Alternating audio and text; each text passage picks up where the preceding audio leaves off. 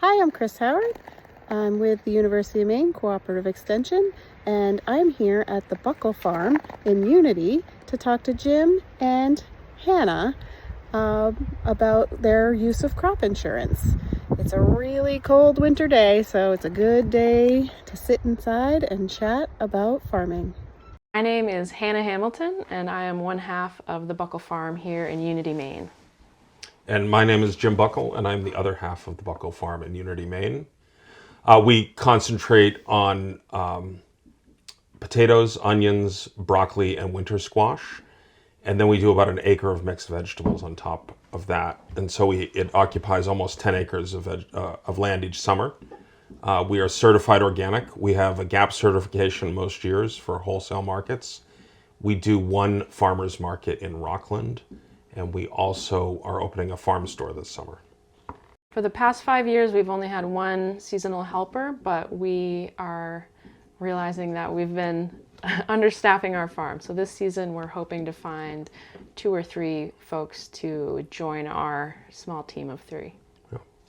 We use the NAP program with the FSA and the USDA, and we only get that insurance on the onions, broccoli, potatoes, and winter squash for the season. We tend to do the buy-up, which is, it starts at 50%, and we buy up, I believe it's to 65%, which will just get us a better payout. It'll lower the disaster threshold and give us a better payout if we have a loss. This is the first year that we have filed a claim. We filed it on the onions and the potatoes. We've gone through the inspection process, which is that they send an inspector that's contracted with the USDA up to our farm to measure all of the acreage that was planted, to confirm the acreage of what we're asking for loss on. And then they inspect the crop both for size and quality, and if we had harvested everything or were unable to harvest it. And then they go back and they make a determination on our loss based on previous years' acreage reports. So that's why it's important to do acreage reports with your NAP insurance so that you have a record of your annual production and annual acreage that you do. We were doing acreage reporting before we had NAP. We were not doing it very well, but and I think part why I say we're not doing it very well, what I think is going on is that typically acreage reporting was done for like corn and grass in Maine, so it's really easy. Dairy farmers were an easy way to do acreage reporting. And so now that there's far more diversity in our crops, the FSA and USDA are sort of catching up to the information they need. So we've always been doing the surveys that they call us and ask, but the acreage reporting where we're getting right down to the tenth of an acre on certain things, that stuff we've really been doing since 2024 when we picked up our first NAP policy, right? We're going into our third NAP policy. And it helps. So our first claim that we've submitted was because of the drought. So in the case where we harvested every variety of our onions, having the reporting that shows what we normally would yield will help the adjuster or inspector understand that even though we harvested every onion, they were all smaller than we are usually producing. So that really helps them understand that, yes, we harvested every onion, but we still had a loss because the drought produced smaller onions. Where in the potato, it was a little bit of a mix. There were some parts of our field that were so affected by the drought, we didn't harvest them at all because it wouldn't have been worth our time. But then some sections were harvestable, but again, the yields were lower than our usual. So the more years that we are doing really detailed reporting, the more data we have that can help an inspector understand that we had expected more out of that acreage. And you always want to continue to report all of your acreages, even the stuff that you're not insuring, because in the future, if you insure it, you're performing your sort of baseline development, which is important. So like if some year we decide to get into lettuce mix really heavily and end up doing acres of it, we want them to have some background about it before we start insuring it.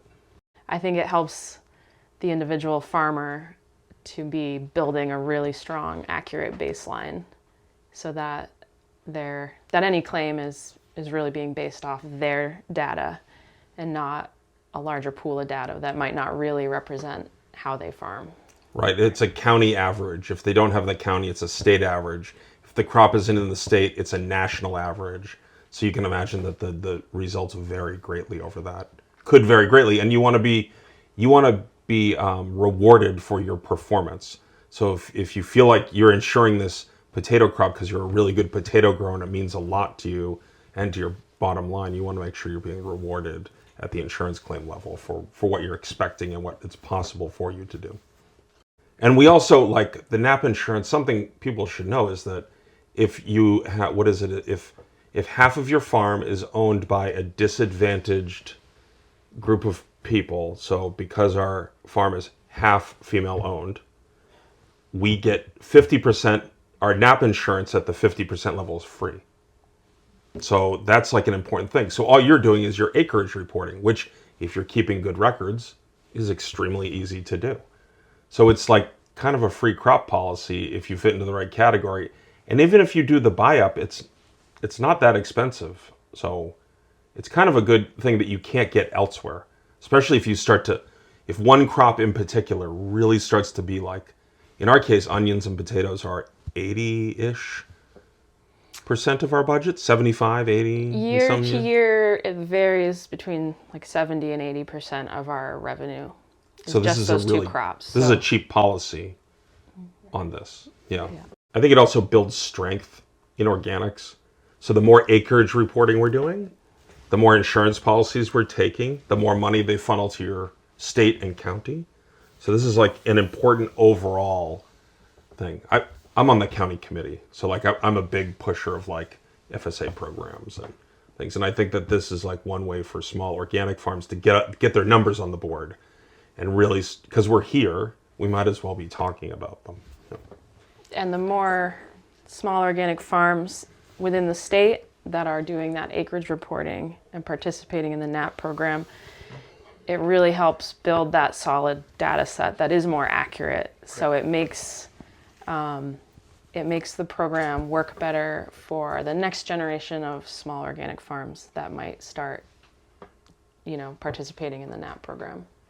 When we were first here, we were, in the eyes of the FSA, a beginning farmer. Even though we had a lot of time in agriculture, this was the first ownership into that.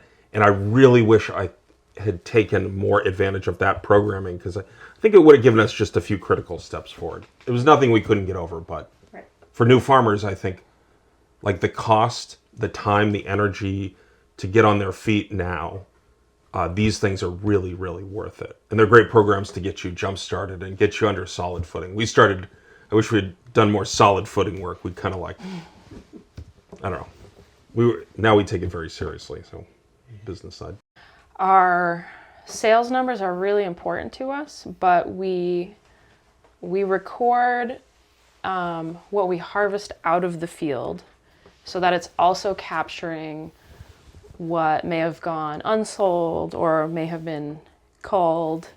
And so we have a bit of redundancy within our records, but it's actually helpful to have a couple different ways that the data is recorded to help us kind of check our work. And then as far as projecting what a field will yield, a lot of it is so farm specific that I would say it did kind of take a few years of record keeping for us to truly understand what we can expect and project for yields. And learning things like how much of our crop should we plan on culling as discards, things that go back into the compost pile or just into the home stash. So now that we've been on this land for just over 10 years, we feel that our records are becoming stronger just because we have so much data we're a lot better at projecting how much we can expect out of a field.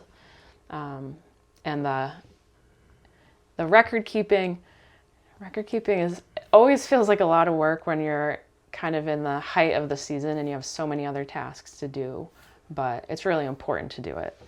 We utilize all the programs and software that can give us analytics so that they're doing a lot of calculation for us, like QuickBooks and our point of sale system, but a lot of it is still just handwritten notes on paper that happen as things come into the barn out of the field. Our winter planning spreadsheets give us the totals of things we'll need. So we know maybe overall we're going to buy 5,000 bushel boxes. And then again, we go back to that prediction model. We go from the prediction to the purchase where it's like, oh, we did this, this, and this. So we can kind of evaluate like when can we get a price break, or when do we want to buy enough for 2 years, like drip tape. Like we bought enough years ago for like 3 or 4 years because it was a great deal and we had extra cash that season. So we worked it out, but it's becoming better, which I think is what, it's always easier to like grow a better potato, but it's like not necessarily easier to like grow a better business. So we've been concentrating a lot on the business, and now I think we feel comfortable with the record keeping and the security of our business and all of our lending and our borrowing and our debt service and all that stuff and markets that we can concentrate. We could use some work on getting our yields up. So that's like this year's sort of jump, I think, is improving yields, per acre. Yeah, Another side of the record keeping is when your revenue is coming in.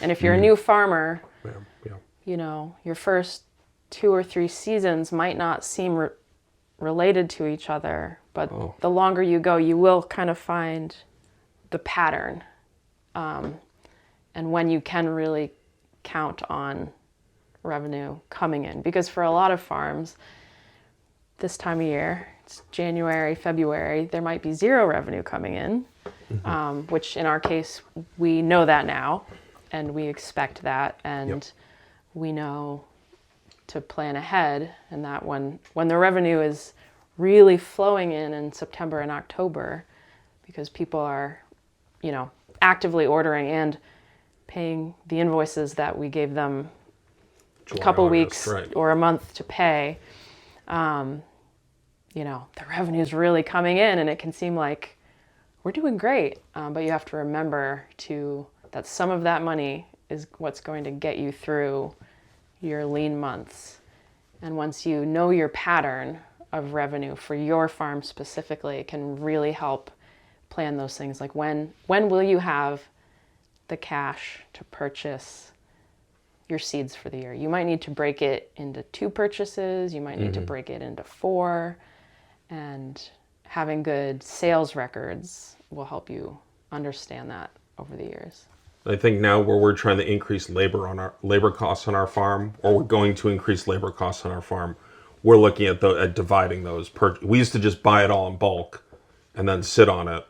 And now what we're learning is, we're actually going to need a little more revenue on hand, last year's revenue on hand, or possibly an operating loan from the FSA to cut us through the first few months here. Plus, we're starting to do earlier crops to pay for that extra labor revenue.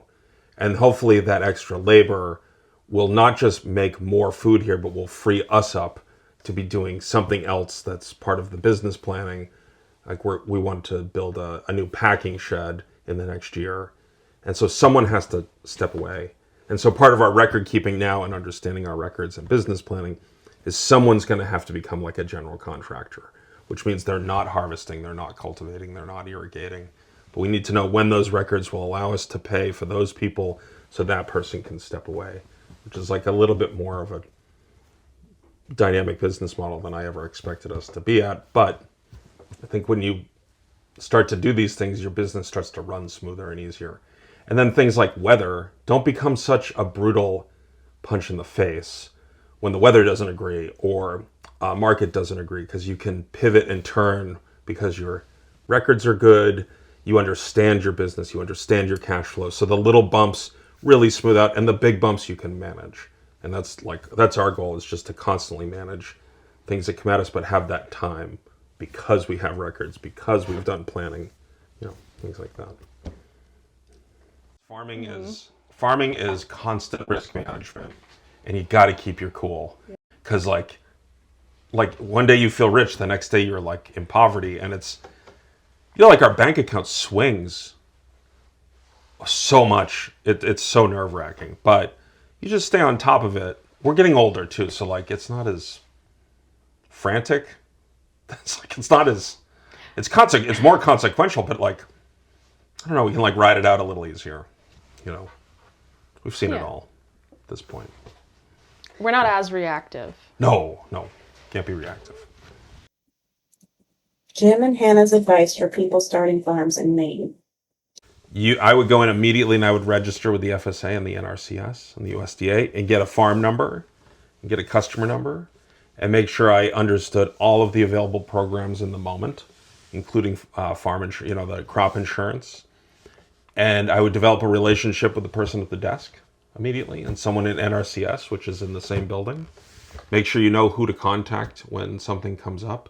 And I would definitely do my crop reporting and maybe even get to know your county representative, because your county is broken down most of the time into 3 different districts, and another farmer in that district is your representative. They have to be a farmer.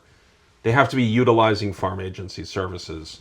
So get a hold of that person, sit down with them, and I would talk to they won't give you the information at FSA, but if you can figure out who would have crop insurance, go talk to them first. And don't be, be scared of the government, but most of these people are there to honestly help you. And it's what you take advantage of is what you're going to get. They have no extra time. So they're not pursuing anything beyond what they're able to handle for you. And, this, squeaky wheel gets the grease. It's, yeah. Do you have any advice? Connect. Let's just connect with people. Yeah, connecting. Use your peers, meet other farmers. There are so many. Record keeping, I think, can feel really daunting, but there are a lot of resources in Maine and there are a lot of resources online to help someone who's new to record keeping find the best fit. Just learn a lot about record keeping and develop the system that works for you. And record keeping is going to help you in so many ways for your farm, for planning, for FSA programs, for grants, for lending, banking, for certifications if you get certified organic or GAP certified. It's all about records.